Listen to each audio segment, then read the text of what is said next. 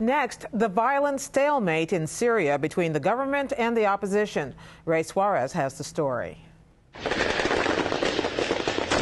The weekend brought new images of the Syrian army bombarding its own people. By all accounts, the assault on Rastan in central Syria saw some of the worst fighting since the uprising began 6 months ago. For a week, the military battled hundreds of deserters who joined with protesters. But today, activists reported security forces had detained 3,000 people there. Word of the violence in Rastan spread and prompted protests in several other cities. Meanwhile, leaders from several opposition factions gathered in Istanbul, Turkey on Sunday to form a united front. We have heeded the call of the Syrian opposition and established this council.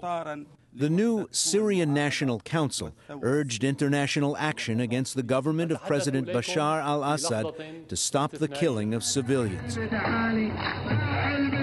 Reports of the council's formation brought clapping and cheering from crowds in several cities across Syria.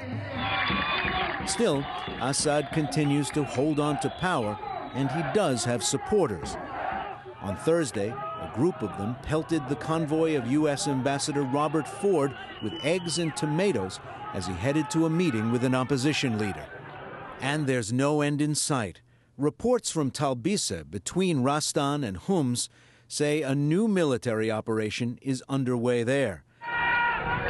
Faced with such prospects, the protesters are starting to take up arms, and the casualties are growing. The United Nations estimates at least 2,700 Syrians have died since the uprising began.